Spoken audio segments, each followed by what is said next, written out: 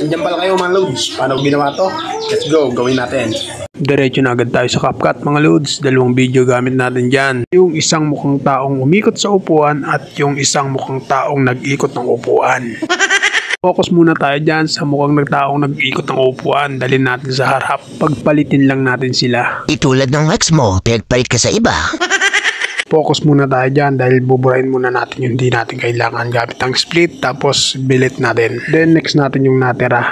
Focus natin dyan yung paghawak dyan sa upuan na yan. Tapos dahan-dahan tayong mabante hanggang sa magkasya na yung tao dyan. Tapos hanapin natin yung remove background. Then custom remove. Din lang natin yung brush. Then papulihin lang natin siya yan. Hanggang sa yan. Yung buong yan papulihin lang natin. Papulihin lang natin ha. Kapag goods na, balik tayo, hanapin natin yung overlay, ibaba natin yan. Kita nyo yan, nagkaroon ng tao na sa baba. Focus muna tayo dyan, split natin yan, tapos hanapin natin yung duplicate, copy natin yan dahil may paggagamitan tayo dyan. Then, stay lang tayo dyan sa kinapin natin, ibababa natin gamit ang overlay uli. Drag natin, tapos tapat lang natin dun sa in-splitan natin kanina. Kita nyo yan? Dapat pantay lang yan mga loads. Then, pagkatapos abante natin, tapat tayo dyan, split ulit tayo dyan yan.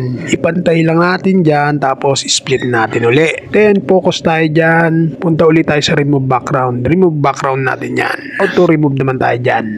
Kapag goods na, try natin. Tignan natin, check natin kung okay na. Finally, pag all goods na, export na natin. Diba, madali lang. Sana nasundan. Salamat sa inyong panonood.